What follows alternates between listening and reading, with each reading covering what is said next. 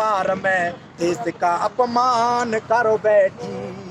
मुश्किल से मिली इस आजादी का, मुश्किल से मिली इस आजादी का, क्यों नया इतिहास लिखते हो? आजादी के वीरों का क्यों अपमान करते हो? और कोई दूसरी कविता? बहुत कविता कोई अच्छी सुनाइए जो किसान आंदोलन पर रही हो। मेरा पेट भर गया आज गाते गाते। आप यहीं रहते हो तो कल गा देंगे। एक और गाते आज वाली सुना दो जो सुना तो आ रहा हूँ। भाई बैठ जाओ, बैठ के सुनेंगे। ठीक है बैठे। हाँ, आ जाओ भाई। अन्नदाता की मांगों को, अन्नदाता की मांगों को जो पहले मान गए होते, एक साल से झेल रहे थे, एक साल से झेल रहे थे, ऐसे हालात नहीं होते। अन्नदाता की मांगों को जो पहले मान गए होते, आखिर तुमने गलती मानी, आखिर तुमने गलती मानी, गलत किए सब कामों की, आखिर तुमने गलती मानी, गलत किए सब कामों की। अन्नदाता की ताकत को जो पहचान गए होते, एक साल से झेल रहे थे, ऐसे हालात नहीं होते। अन्नदाता की मांगों को जो पहले मान गए होते। अरे मीडिया को भी जागना होगा, मीडिया को भी जागना होगा, सत्य देश को दिखाना होगा। सही रिपोर्टिंग करते अगर तुम, सही रिपोर्टिंग करते अगर तुम, न आरोप लगे होते। अन्नदाता की मांगों को जो पहले मान गए होते, एक साल से झेल रहे थे, एक साल से झेल रहे थे, ऐसे हालात नहीं होते। अरे धन्य हमारे सेनापति का, धन्य हमारे सेनापति का, लाल है वो इस मिट्टी का। होते नहीं राकेश टिकैत, होते नहीं राकेश टिकैत, जेल में सड़ रहे होते। अन्नदाता की मांगों को जो पहले मान गए होते। इसमें किसानों की मौत का जिक्र नहीं किया आपने। वो अन्य अभी मैं देखिए, अभी सरकार ने जो बिल वापस लिए, अभी मैं थोड़ा एक मिनट। हेलो देखो आराम नहीं है तो। इनका नाम क्या है? इनका नाम है डॉक्टर सुरेंद्र सिंह। डॉक्टर सुरेंद्र सिंह कहाँ के रहने वाले? ये जिला बुलंदशहर, गांव होरसला। आप इनके साथ में हैं? आप भी कोई कविता लिखते हैं? डॉक्टर साहब अच्छा, ठीक है ना, दिखा सकते। देखिए मैंने अब तक इसलिए मैं लिखता हुआ आ रहा था, मैंने 115-16 कविता अभी किसान आंदोलन को लिखी। अच्छा। और अभी जो बिल वापसी होने की मात्र घोषणा हुई है, हम उसी के आधार पे ये नहीं कह सकते सरकार ने बिल वापस ले लिए। अभी विश्वास नहीं है आपको? देखिए शीतकालीन ये कानून जो बने, कानूनी तौर पे तो वापस हो सकते हैं, कहने मात्र से वापस हो जाएंगे।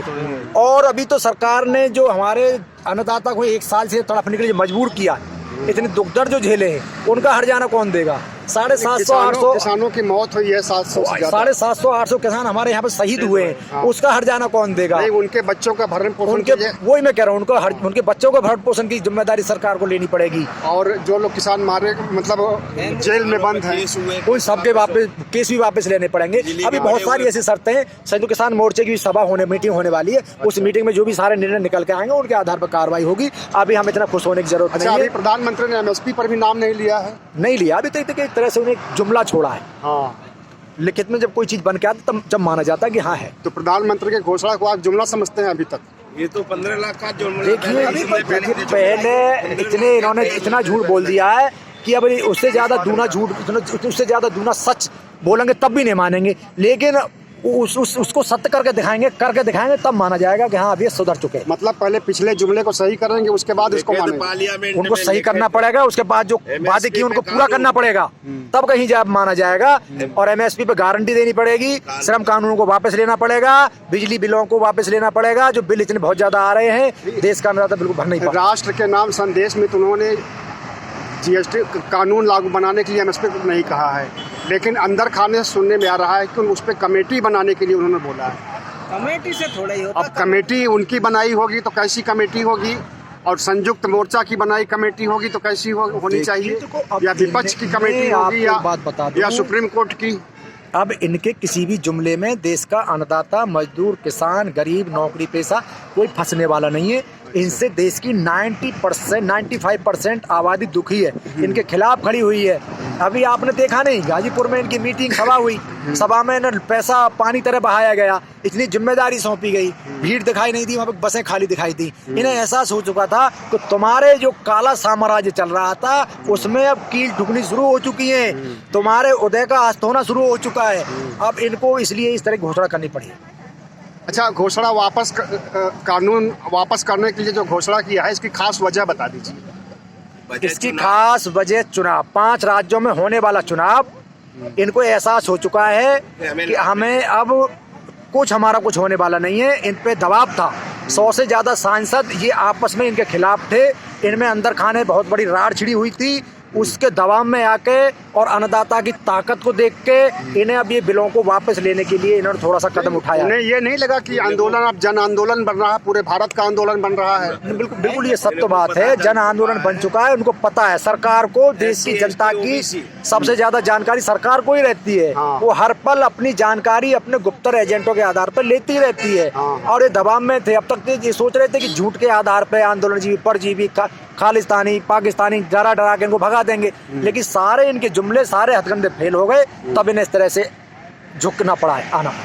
तो यूपी चुनाव में इसका इस्तेमाल करेंगे ये, तो क्या किसान चुनाव में इनको जिताने का काम करेंगे?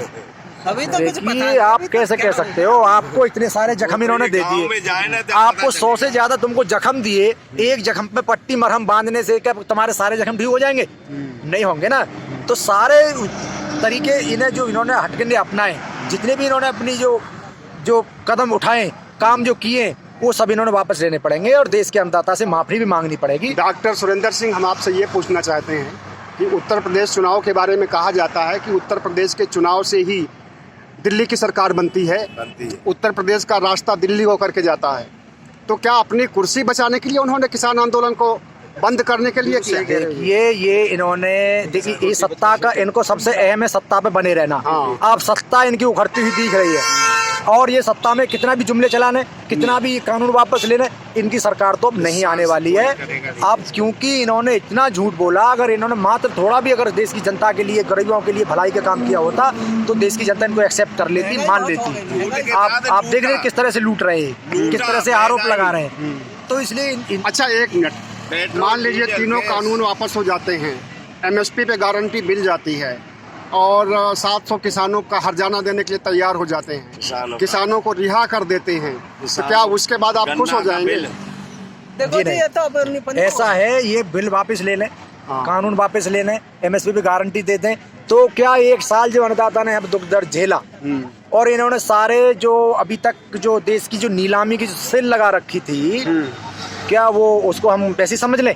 वो बहुत बड़ी तबाही के काम थे, उनको भी इन्होंने वापस करना पड़ेगा। निजीकरण के जो मुद्दे, उन सबको भी उनको कदम पीछे हटाना पड़ेगा, जिससे देश की लोगों को नौकरी मिलती थी, उनको एक तरह विकास के लिए रास्ते खुलते थे, वो इन्होंने सारे बंद कर दिए। तो कैसे मान लें? तो देश को विकास चाहिए, देश को रोजगार चाहिए। डॉक्टर सुरेंद्र जी, आप ये बताइए, अभी तक आप सरकार को झुकाना चाहते हैं, अब सरकार झुक गई है तो सरकार को लिटाना चाहते हैं? देखिए, सरकार को लिटाना नहीं चाहते, जब सरकार हमको मारना चाहती है। किसान अपना हक मांग रहे हैं, किसान अपने लिए खड़े, मजदूर इतने परेशान हो रहे हैं, रोजगार समझ गए? सरकार को झुकाना नहीं चाह रहे, सरकार हमको बर्बाद खत्म करना चाहती है। आप एक बात बताइए, लड़ाई के मैदान में आ गई तो दुश्मन का दुश्मन होता क्या है? दोस्त होता है क्या? इसके मायने दोस्त होते हैं क्या? सही कहा आपने, सही कहा। जब मैदान में आए हुए पड़े हम 1 साल से, सरकार हमको मार रही है, तबाह कर रही है, आरोप लगा रही है, लूट ले रही है। लखीमपुर खीरी में देखो तो कैसे किसानों को है काम किसानों को रोन दिया हाँ। और अभी है का उनका इस्तीफा नहीं है, तो क्या इसको आदमी भूल जाएगा? नहीं, बिल्कुल नहीं भूलूंगा। उन्होंने आखिरी प्रयास यही किया था। ज्यादा परेशानी सरकार को लखीमपुर खीरी से हुई है। जो अच्छा, तो लखीमपुर खीरी में जिसने किया है उसके मंत्री को बर्खास्त करने की या उसके रिजाइनेशन की मांग अभी भी आपकी हो रही है? बिल्कुल है, ये तो है। देखिए, जिस पे धारा 120B का जो मुलजिम है उनको मंत्री पद से इस्तीफा देना पड़ेगा और उनको 120B के तहत उनको जेल में जाना पड़ेगा। ये हमारी समझौते के तहत ही हमारे आदरणीय राकेश टिकैत जी ने ये उस समय जो समझौता हुआ में सारी शर्तें थी, लेकिन इन्होंने एक तरह से धोखा दिया है और वो इसलिए वहाँ पे 22 तारीख को बहुत बड़ी लेवल की सभा होने वाली है, उसी से सीधा संदेश दिया जाएगा, उसको हटाओ, उसको जेल में डालो। तो ये ये जो आंदोलन था ये पश्चिमी उत्तर प्रदेश में था पहले, और ये जो लखीमपुर खीरी का जो कांड हुआ है ये तराई में हुआ है। ये जो है पूरब में अब हम यहाँ से भी ज्यादा वो विरोध कर रहे हैं। तो भाई ये तो किसी डॉक्टर सुरेंद्र, एक सवाल आपसे और, आप PhD वाले डॉक्टर हैं या MBBS वाले डॉक्टर? नाम ही इनका डॉक्टर। मैं हॉस्पिटल से हूँ, कौन से मतलब? BMS हूँ, BAMS वाला हूँ। अच्छा, BMS डॉक्टर, तो ऐसा कुछ नहीं है। आयुर्वेदिक डॉक्टर। हाँ, तो आप जो है ये गवर्नमेंट जॉब में है या प्राइवेट? हमने अब तक ये किसी को बताया नहीं, अपना खुद का हमारा वो है। अच्छा, हम किसी को इतना इस चीज अपना पर जाहिर क्लिनिक नहीं है। करते। हाँ, तो ये डॉक्टर चीज़ हम- साहब, आप ये आप डॉक्टर ना बोले हैं, हम किसान के रूप में अपनी अच्छा, भूमिका ठीक निभा है, रहे हैं। किसान सुरेंद्र सिंह, हाँ जी। आप किसानों के लिए काम कर रहे हैं और डॉक्टर को इंजेक्शन, सरकार को इंजेक्शन लगा रहे हैं और तीनों काले कानून आपने वापस कराने के लिए घोषणा तो करा ही दी है और वो भी एक दिन सच हो जाएगा, घोषणा भी सच हो जाएगी। चिंता ना करें, सब होगा। इसके लिए आपको बहुत बहुत बधाई। आपको बहुत धन्यवाद, आपने हमारी बात को आगे पहुंचाएं, आपने हमारी बात सुनी, आपको बहुत धन्यवाद। आप कहाँ से हैं? हम हैं वैशाली गाजियाबाद से जी, बहुत अच्छे और जी। हमारा चैनल है, अपना YouTube चैनल है। जी, बहुत अच्छे। और हम रहने वाले इलाहाबाद के हैं, रामचंद्र मौर्य नाम है हमारा। जी, मौर्य जी, मौर्य, धन्यवाद आपका। ठीक है सुरेंद्र, सुल्तान सिंह यादव जी है मेरे भाई। क्या नाम है आपका? सुल्तान सिंह यादव, कहाँ के रहने वाले? डिस्ट्रिक्ट एटा पड़ता है मेरा। एटा, एटा कासगंज। हाँ, कासगंज। अच्छा, आप कहाँ के हैं? हम बुलंदशहर के ही हैं जी। डॉक्टर साहब के पड़ोसी हैं? हाँ, पड़ोसी। नाम क्या है आपका? मेरा नाम रतन सिंह है। रतन सिंह। हाँ जी, भाई आ जाओ। गाँव है। ठीक है, बहुत बहुत धन्यवाद। बहुत तो अच्छे, मौर्य जी, बहुत अच्छे।